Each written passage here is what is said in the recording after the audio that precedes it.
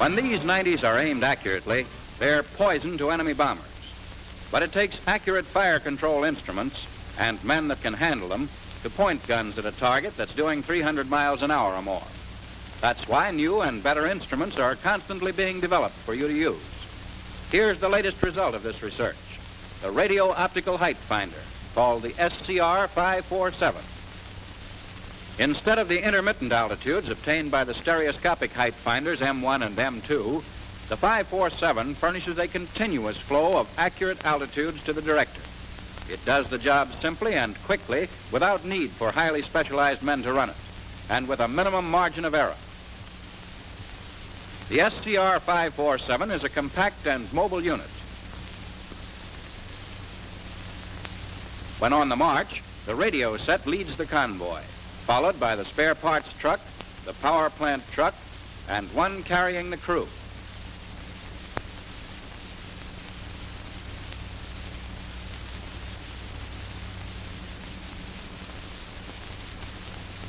Let's take a look at a convoy that's already reached its assigned area.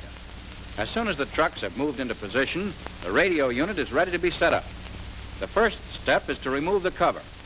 Meanwhile, those men on the upper deck of the trailer unlock the caster wheels and drop them to the ground so they'll hold the trailer up when the tractor drives away.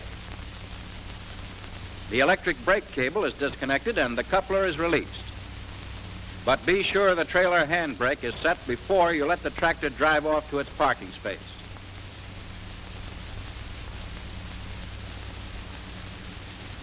The mount is steadied by an outrigger on each side. These are locked to the frame when traveling and are swung out at right angles when you're replacing the set. Two men are getting ready to swing the left outrigger into position. One cranks up the foot plate to clear the deck. The other takes the brace tube from its brackets. If the foot jams against the ground like this, it's because the foot plate hasn't been cranked up far enough. The brace tube fits into a socket in the trailer deck and one in the jack end of the outrigger. These braces are plenty important. The height finder has to be steady and stay steady if you want your data to be accurate. And it has to be level.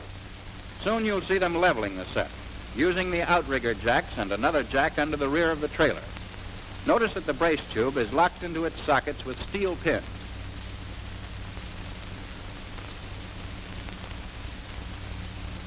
Now for the reflectors. The two men at the pedestal uncover the transmission line connectors, or brass hats. The covers keep moisture or dirt from shorting the whole set and throwing it out of action. They lay back the swing bolts so the reflectors can be swung up and locked. Meanwhile, the pedestal is unlocked and lowered onto roller bearings so it'll traverse smoothly. The socket cover in each reflector is unscrewed, and the antennas or dipoles are brought in from the power truck. One dipole transmits the radio signal, one receives the echo. Here, the transmitter dipole is being fitted into place. A lock nut is tightened to hold it there.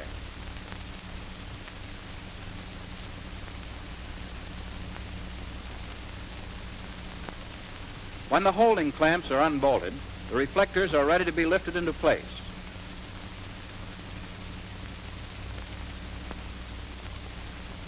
Now let's leave the set and see what's been happening at the power plant. It's a 7.5 kilowatt, 60 cycle single-phase alternator powered by a gasoline engine. The power cable is connected to the generator by a regular plug-in socket.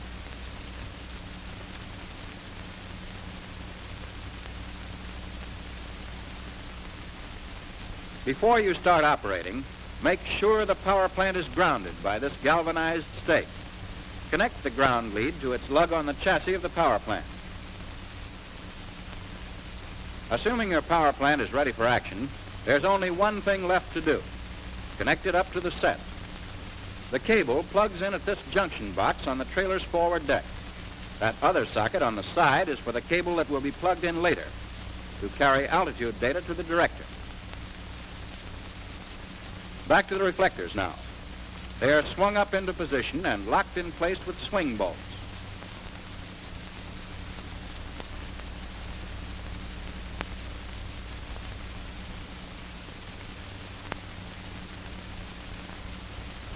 At the same time, the tracking telescopes are mounted.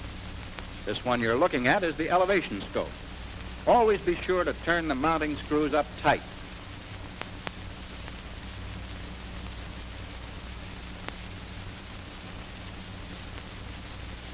And don't forget to plug in the light cord so you'll have light on the crosshairs at night.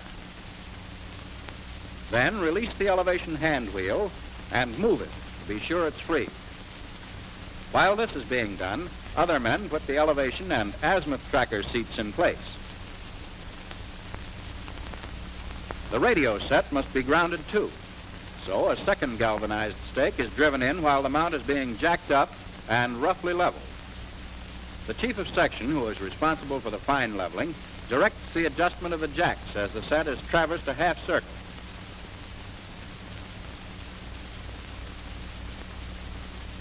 Here you see the rear jack being adjusted.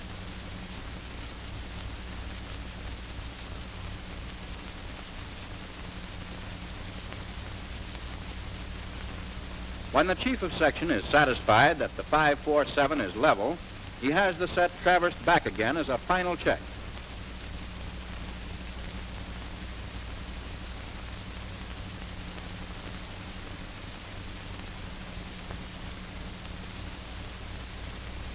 Now, all connections have been checked and the SCR-547 is ready for use.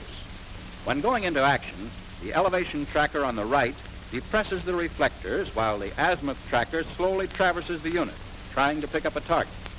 Although the setting up operations may seem drawn out here, a well-trained crew can get the set operating in about 15 minutes. Any plane that gets in the path of the radio impulses sent out from the set is picked up by the height finder and tracking begins. As long as you keep the signal on the plane, you can spot the echo that's picked up by the receiving antenna. As long as this echo is being picked up, the set can compute the plane's slant range, convert it into altitude, and send it continually to the director by cable. When this is being done, the radio-optical height finder is doing its job.